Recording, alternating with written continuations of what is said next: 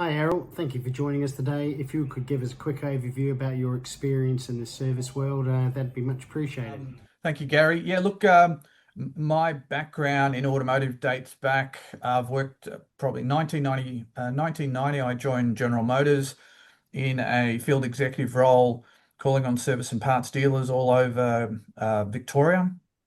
And uh, and then later in 1998, I joined the world of automotive consulting and training.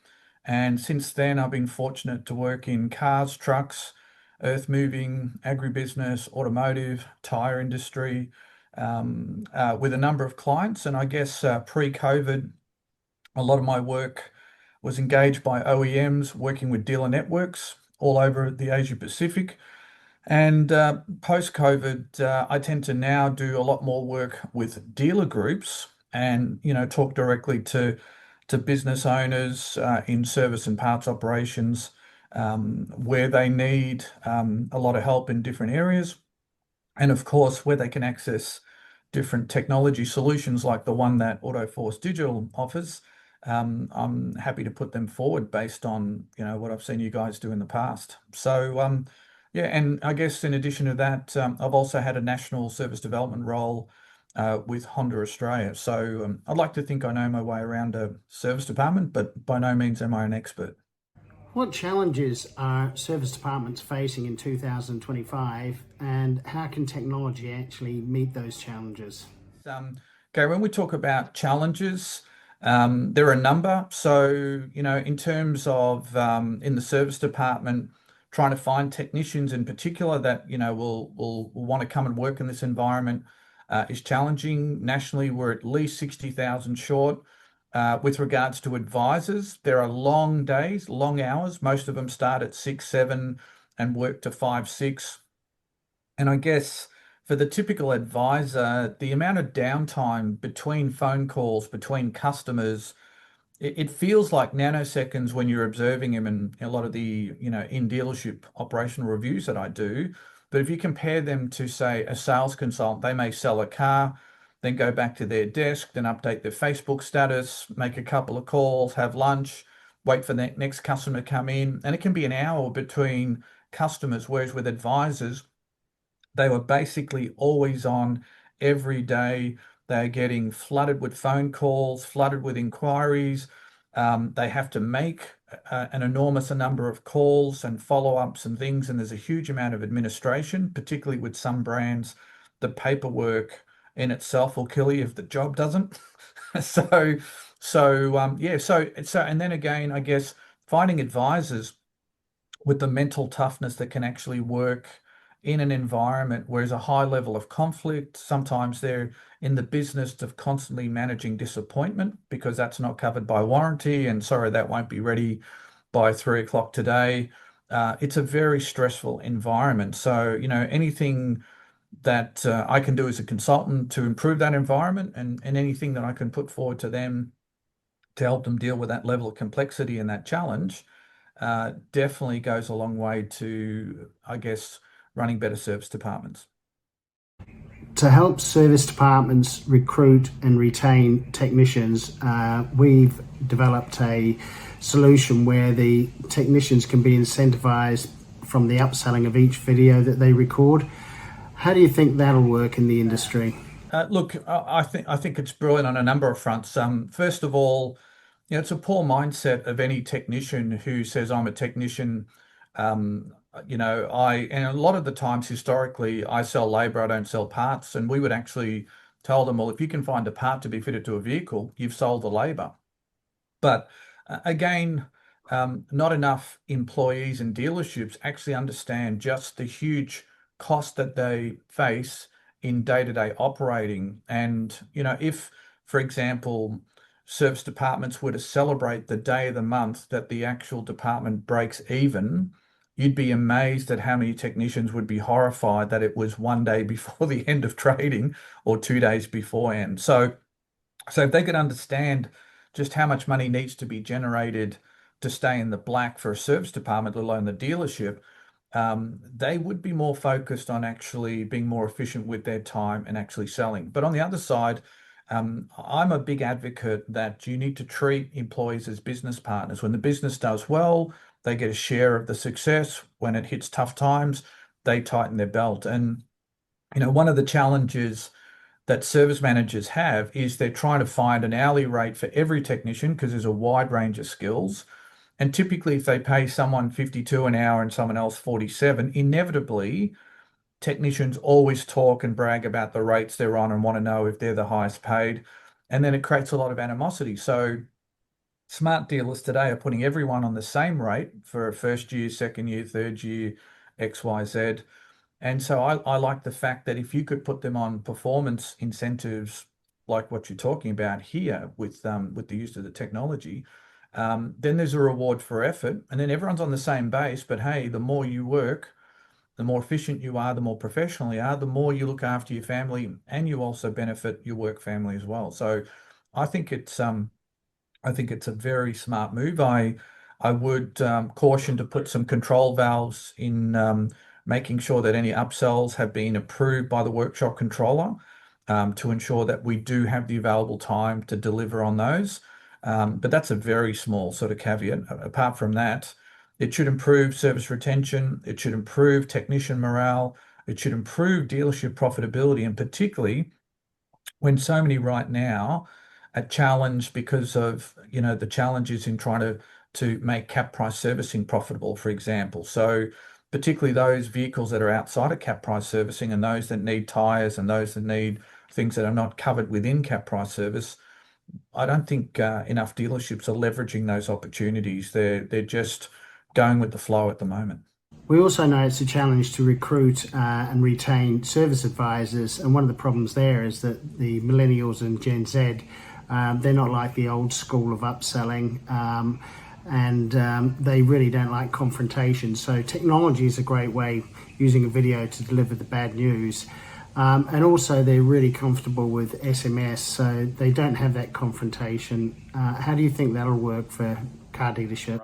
Yeah, look, absolutely. So the most verbatim comment I get, particularly post-COVID, I think it's important to sort of acknowledge a transitional point that's happened in our trading landscape. And through COVID and post-COVID, the number of customers that hate to be kept waiting, that go from zero to feral in the flick of a switch when things are inefficient, when they've had to come back twice, when they turn up to pick up a vehicle and the advisor says, "Oh, and by the way, Gary, your wiper blades are going to need changing in a couple of weeks' time. We'd recommend you rebook and get that in." And they think, "Well, why wasn't that done while I was here?"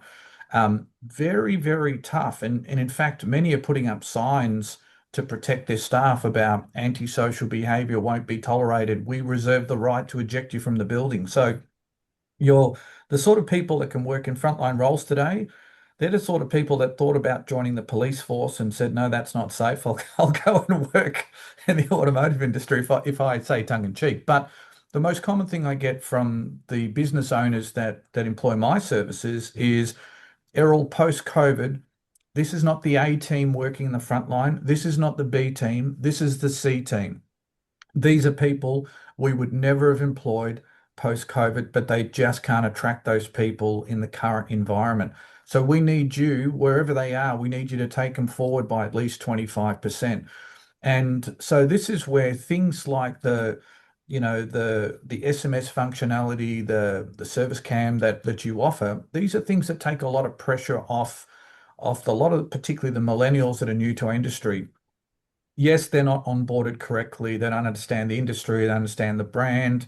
They don't understand what a best practice service department runs like or should run like, unless they're working for really good service leaders. So that's very tough for them. But the other point is they come to the role in some cases, and there are some exceptional service advisors. This is not a hasty generalization. This is the majority of people I'm brought in to work with and coach and mentor. Those people have very poor emotional intelligence. They can't read body language. They can't actually understand that something that they might do, like for example, a female advisor may roll their eyes at a pensioner who's paying a bill, when the pensioner says something and not realize that by rolling their eyes and making some sort of gesture, it's a form of disrespect. And the pensioner goes ballistic as a result of that because they're spending a fortune on the service, and that's the level of service they're getting. So, when you can use technology to play to their strengths, where they're very good at SMSing, they're very good at taking videos and sending things like that. I think it makes the environment that the advisor's in, it actually makes it more survivable because until you've worked 10-hour days, until you've been up every morning at 6 to start at 6:37, you've done 15,000 steps, you're like an air traffic controller. You've got 15, 20 cars in the air, which is they're in the workshop, but they might as well be in the air. You're hoping all of those come back to you on time. You're hoping that you've managed the customer's expectations and it's right first time and it's ready when promised.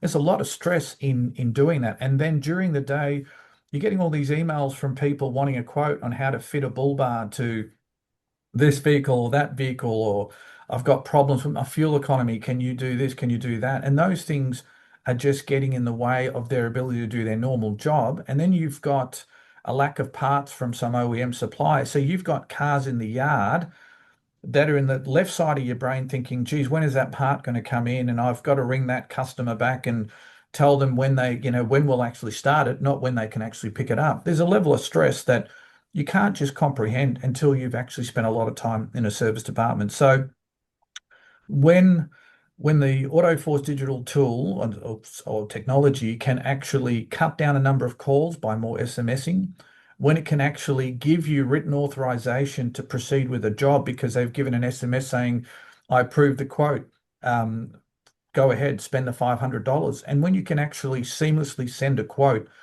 off one platform to customers, it's an absolute game changer. I must tell you, I had one service advisor years ago. This lady had, I think it was a 14-year-old Ford Territory. I don't mind telling you this example because this would never have happened if they'd been using AutoForce Digital. So the advisor finds this, it's a list as long as my arm of things that needs to be done to this Ford Territory. And in the heat of the battle of that day, with phones ringing and everything happening, he says to the customer, that'll be da da da da da to get all that done. And she says, yes, not a problem. Go ahead, proceed. When she comes to pick up the bill was $7,562 and da da da cents. She swears he reeled off that price so quickly that she heard $756.38, right? And they went ahead and did over $7,000 to a car that's only worth 14 grand at the best at that time because this thing had more clicks than the Leyland brothers and more hits than Elvis, right? So she went to the dealer principal and she refused to pay 7,500 and something dollars because she said the car's only 14 grand. I swear your advisor said it was 756. I thought that was great value. So I said, yes, go ahead. And guess what the dealer principal did?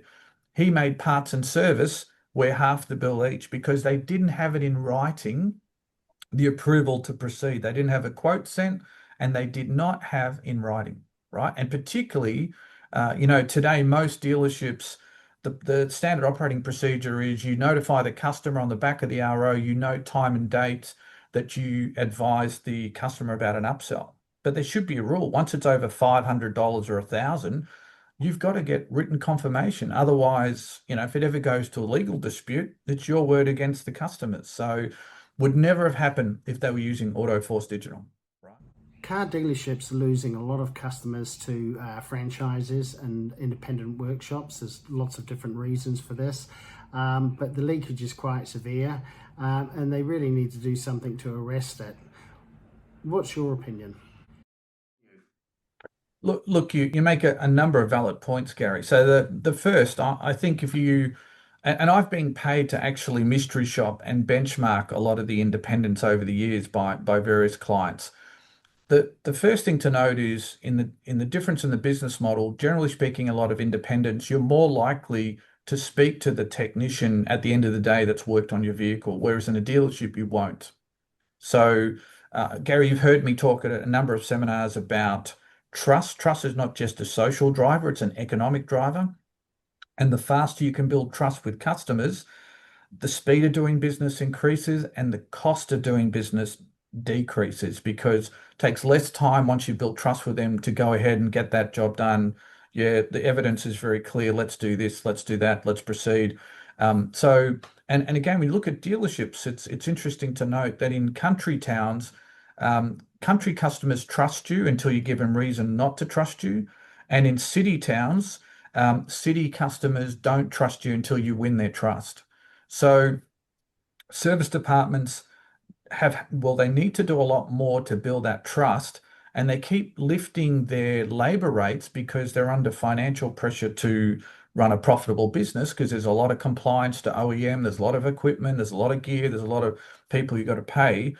But if the quality of the staff and the quality of the work is not done to a certain standard, and if customers are constantly having to come back for rework, then in their minds, hey, maybe I was better off going to some of these independents because on a per hourly rate, they're a lot cheaper than these dealerships. And with cost of living pressures, some families are forced to defect to some of these independents because they need those savings because they've got to make mortgage repayments because they've got to put food on the table. So, look, there's a real challenge on dealerships to be professional, to add value, and to have a strong point of difference from other people in the marketplace. Historically, that's been the scan tools, the diagnostic tools, the quality of the technicians.